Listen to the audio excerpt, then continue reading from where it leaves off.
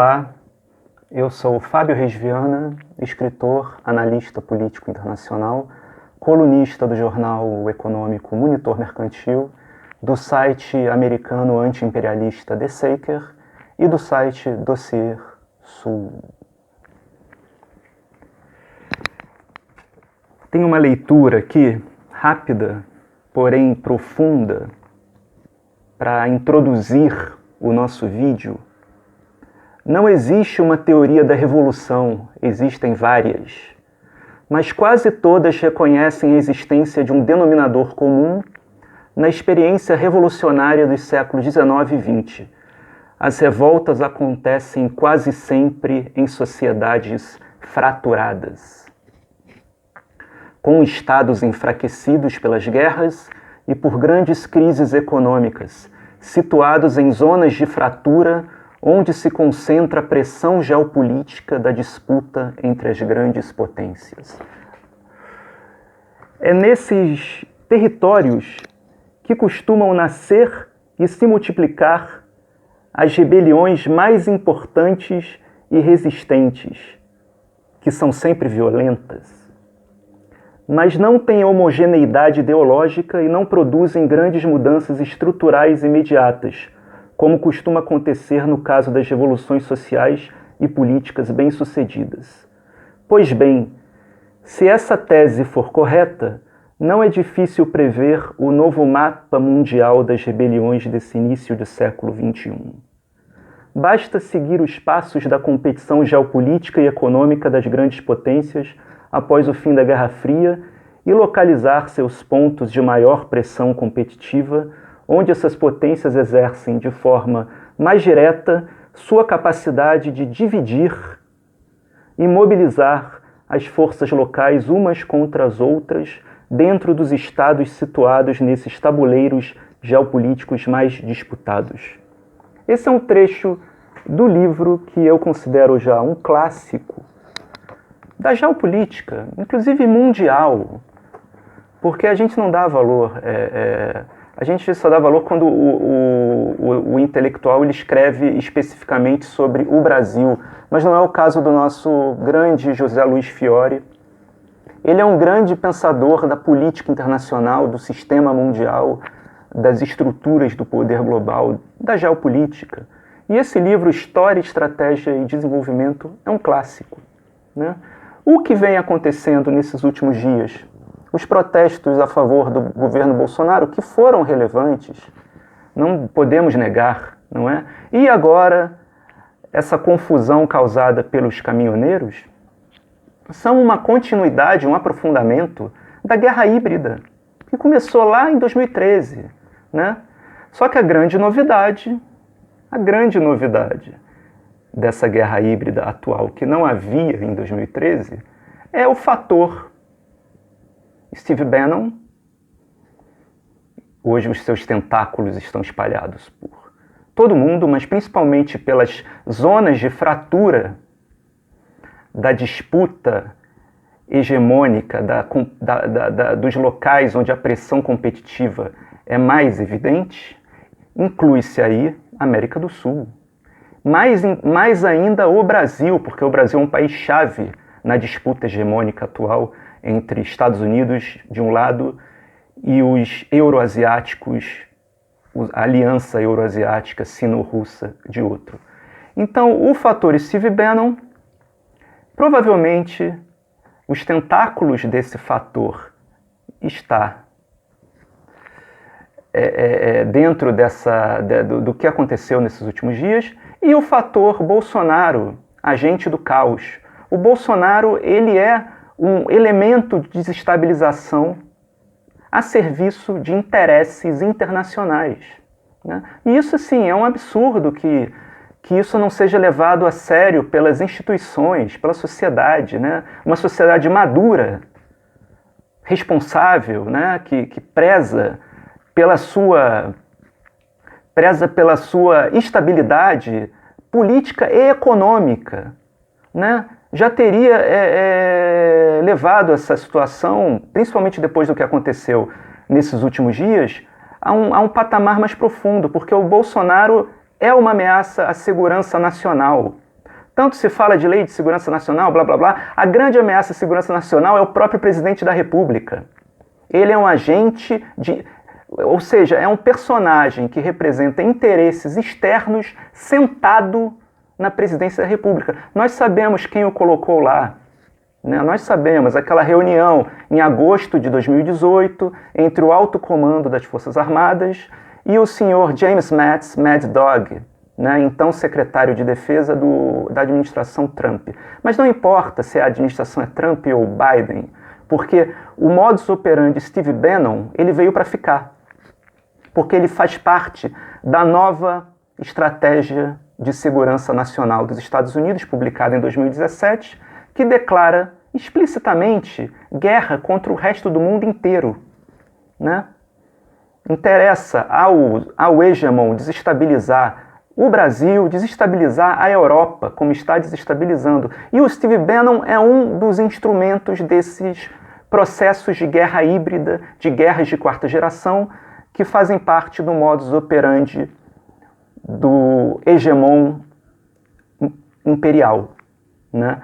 O Steve Bannon ele tem os seus tentáculos dentro da extrema-direita europeia, o Matteo Salvini na Itália, por exemplo, né? O AfD na Alemanha, a senhora Le Pen na França, né? E o Bolsonaro no Brasil. Só que o Brasil é um país mais frágil institucionalmente do que esses países. Né? Tudo isso com o beneplácito, lamentavelmente, dos militares. Né? Aonde eles querem chegar, eu não sei. Porque essa estratégia toda que eles aparentemente pensam ter pode sair do controle. Né? Eu já escrevi artigos sobre isso, do país, que o Brasil corre um risco, não é um risco zero, do país entrar em guerra civil. Num dos meus artigos eu até cito o Mia Couto, aquele escritor, eu acho que ele é moçambicano, quando ele veio no Brasil em 2019, que ele sentiu um clima... Ele e o Agualusa, né? Eu acho que eles foram juntos. Eles sentiram um clima no Brasil similar ao clima pré-guerra civil em Angola ou em Moçambique, tá? Ok.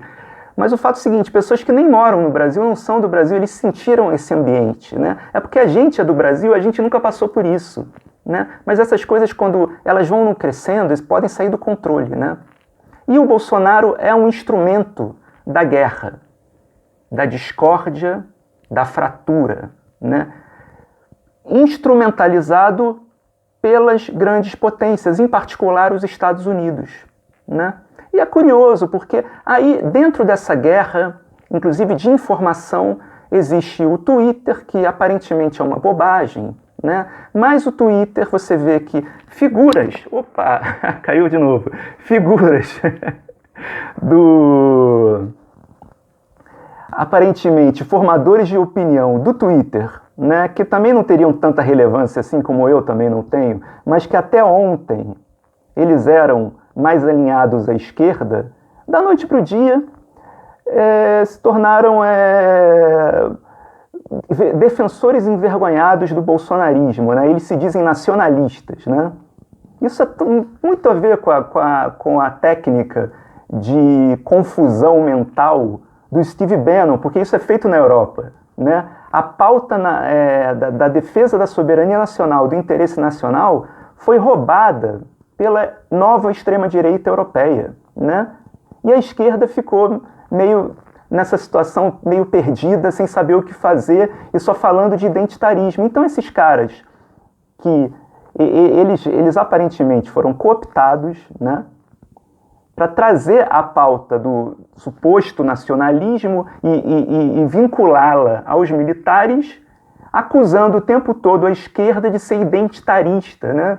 Então, eles mais atacam a esquerda do que defendem, de certa forma, o que eles dizem defender, porque eles invertem tudo, inclusive pegam coisas que eu falo, né, que eu coloco no Twitter, não sei nem porquê, que eu também não sou tão relevante assim, e vão lá, copiam os mesmos termos, invertem, né, e fazem aquela maluquice, aquela dissonância cognitiva. Né? Eles devem ser bem pagos, porque eles passam o dia todo fazendo isso. Né? Eu não tenho tempo. né? Eu tenho outros afazeres, até porque eu não vivo disso, né? Eu escrevo para o Monitor Mercantil, eu não sou pago, o The Saker também não. Na verdade, é o que eu amo fazer, mas... né? Fazer o quê? Mas cooptado por essa pauta e por esse tipo de mecanismo, eu jamais serei. Jamais serei. Jamais serei. O que a gente leva daqui, dessa vida, é a nossa dignidade, né? O nosso nome, a nossa reputação, né? E é isso. Então, bom, mais uma coisa. Dentro desse festival de guerra híbrida, que não começou nas manifestações de 7 de setembro. Eu esqueci de falar, o jogo Brasil e Argentina, aquela entrada apoteótica da Anvisa em campo, após 5 minutos de jogo, para apreender jogadores argentinos, aquilo foi uma jogada. Uma jogada também para alimentar o ambiente de confronto entre Brasil e Argentina no sentido geopolítico também, porque a Argentina é o nosso maior parceiro, não só comercial, parceiro geopolítico, é nosso aliado estratégico. A relação que o Brasil tem com a Argentina é similar à relação França e Alemanha, por exemplo. Interessa a esse momento de disputa hegemônica e de desestabilização do mundo inteiro dentro da nova estratégia americana, que Brasil e Argentina mantenham uma relação tensa, quiçá, sabe-se lá se eles querem também que nós caminhemos para uma situação pior do que uma mera tensão, não é? Prefiro nem dizer isso aqui, mas vocês já entenderam o que eu quis dizer, né? Faz parte da estratégia, né? E os nossos, infelizmente, militares entraram nesse jogo. A troco de que eu prefiro não dizer, até imagino, né? Mas assim, eles entraram no jogo de acoplar o nosso país a uma espécie, tornar o nosso país uma espécie de figurante de segunda classe da OTAN, em detrimento do nosso projeto nacional, do nosso projeto internacional de expansionismo que vínhamos levando a cabo até então, até poucos anos atrás, né? A entrada do Brasil nos BRICS como parceiro estratégico, como aliado estratégico das duas grandes potências em ascensão do século XXI, né? Isso acabou. Inclusive hoje está tendo o encontro dos BRICS, curiosamente, né? Destruir a relação estratégica Brasil e Argentina, e tendo a coisa do futebol como algo simbólico, porque isso cria um incidente diplomático, isso cria uma ferida que fica aí por anos para cicatrizar. É uma ferida que vai aumentando cada vez mais, né? Você cria esse problema na região. Já criaram um problema internacional para a gente, nos afastaram dos nossos aliados estratégicos euroasiáticos e agora estão querendo aprofundar a nossa cisânia com os nossos irmãos argentinos, né? Mais um trecho aqui do livro do Fiore, que ele cita em outra parte do livro, né? Só para fechar, que tem a ver com essa questão Brasil e Argentina, né? Nicholas Spickman, um dos grandes teóricos da geopolítica estadunidense, né? Teórico geopolítico que exerceu maior influência sobre a política externa dos Estados Unidos no século XX. Olha o que ele disse, o Spickman. Fora da nossa zona imediata de supremacia norte-americana, os grandes estados da América do Sul, nomeadamente Argentina, Brasil e Chile, podem tentar contrabalançar nosso poder através de uma ação comum. E uma ameaça à hegemonia americana nessa região do hemisfério, a região do ABC, Argentina, Brasil e Chile, terá que ser respondida através da guerra. Palavras de Speakman. Esses são os termos da equação. E a posição norte-americana foi sempre muito clara. Complementa o Fiore.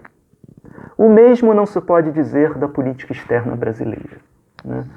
Eu acho que nesse momento, esse livro aqui é de 2007, o Fiore é um visionário, né? Nesse momento, a política externa brasileira ela é bem clara. Ela é bem clara, de submissão aos interesses imperiais dos Estados Unidos. Criando cisânia com tudo e com todos. Até com a França. Até com a França. Né? Até com a União Europeia. Então é isso. Eu queria terminar dizendo que isso é uma coisa que eu nunca fiz e tal também. Eu vou deixar aqui o Pix, o meu e-mail, o e-mail do canal, no caso, né? E porque para me ajudar, se alguém quiser ajudar, para eu continuar aprofundando esse trabalho, essa pesquisa, tanto nos artigos que são mais importantes, quanto nesses vídeos. Quem quiser contribuir, não se sintam obrigados. Não se sintam obrigados, tá? Eu fico até meio sem graça, mas eu vou colocar aqui. Todo mundo coloca, né? E isso aqui é um trabalho, né? E eu faço com muito carinho e com muito respeito e com muita dignidade e ética. Okay? Não sou comprado por nenhum agente estatal nem privado. Então é isso, obrigado, agradeço muito e sempre as pessoas que comentam aqui, eu não vou citar nomes porque eu não sei se elas me autorizam ou não, mas elas sabem quem são e espero um dia conhecê-los pessoalmente e possamos tomar um café, né, e conversar como pessoas, né, de antes da pandemia, dessa loucura toda, né? Então é isso, Fábio Reis Viana, direto do extremo ocidente da Eurásia para o contexto geopolítico.